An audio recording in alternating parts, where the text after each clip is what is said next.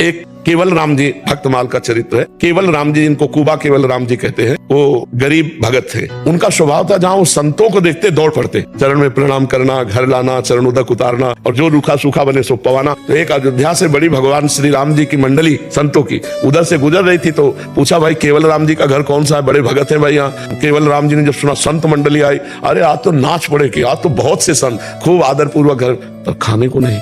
अब उन्होंने पत्नी से कहा कि गरीब आदमी थे, अब एक दो संत हो तो कुछ बने, अब जहाँ 50 संत हैं। तो पत्नी से कहा अब क्या हो सकता है, भगवान आज इतनी बड़ी कृपा की कि इतनी संत मंडली हमारे घर आई, आज पवाने के लिए कुछ नहीं है। तब पत्नी से कहा तुम इनको बैठा लो, मैं कोई ना कोई उपाय करता हूँ। तो गए, एक धनी मानी से बात की। तो लोग जब किसी को गरीब देखते हैं, असहाय देखते हैं, तो उसका दुरुपयोग भी कर बैठते हैं। अत्यंत आवश्यकता, वो बिल्कुल गिड़गिड़ा रहे थे कि आज हमारे अगर संतों का भोजन हो गया तो तुम कहोगे तुम जीवन भर तुम्हारी गुलामी करेंगे, आज संत ना भूखे जाए। तो उनका हमारे एक कुआं खोदवाना है, आप पति पत्नी कुआं खोद देना और हम जो कहोगे संतों को पवा देंगे। तो घी दाल आटा सब संतों के लिए ले गए और खूब चक पवाया। जब संत चले गए तब उन्होंने कहा तो मिट्टी, उस समय 60 हाथ 70 हाथ खोदना तब कुआं खुद पाता था। अब वो दोनों राम फावड़ा मारते, वो तसला में राम और उठा के ले, पति पत्नी दोनों भगत राम राम राम राम कहते हुए 40 हाथ खोद लिए। अब जे भी नीचे वो खोद रहे थे, ऊपर वो रस्सी से मिट्टी खींच रही थी, तो जो बालू वाली मिट्टी थी वो ऐसे धंस गए, पूरा कुआं बैठ गया। अब उनके बचने की तो कोई संभावना ही नहीं केवल राम जी के।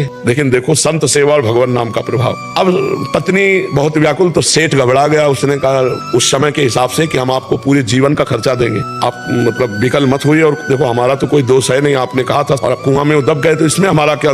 राजी करके पत्नी को कुछ संपत्ति खान पान दे करके निपटा दिया और वो मिट्टी बराबर कर दी गई। 1 महीना बाद वहां से राजा का दल निकला, तो राजा के कान में सुनाई पड़ा राम राम राम। तो इतना आर्तभाव था कि वो तत्काल चकित हुए, मंत्री से कहा यहाँ ये आवाज कहाँ से आ रही। तो उस आवाज को खोजा गया तो वहां जहाँ कुआं था ना, वहां से आवाज आ रही थी। बोले राम राम राम राम, आवाज वैसे। बोले यहाँ से आ रही महाराज। पूछा यहाँ क्या हुआ था। बोले 1 महीना पहले केवल राम जी थे, बड़े भगत थे, वो सेठ के कहने से कुआं खोद रहे थे, तो मिट्टी धस गई, तो इसी में मर गए, तो हमें लगता है उनकी प्रेत आत्मा है, वो राम राम कहती। बोले नहीं, खुदवाओ इसको। अब वो राजा थे, राज सैनिकों के द्वारा देर न लगी, 1 दिन में खोद लिया गया। तो जहाँ केवल राम जी बैठे थे, उसके 1 हाथ ऊपर से परत लग गई थी मिट्टी की, और वो गुफा में बैठे थे, और शीतल जल और सुंदर भोजन सामने रखा हुआ था। 1 महीना तक रोज भोजन, रोज पानी और रोज ऑक्सीजन भगवान दे रहे थे। तुरंत खोला गया, निकाला गया, तो अब उनकी तो महिमा प्रकाशित हो गई, बड़ा चरित्र लिखा। तो उनसे पूछा गया आपका जी नहीं घबराया, आपको परे। बोले जब मैं राम राम राम, तो मेरे राम जी आए और मेरे साथ बात करते थे,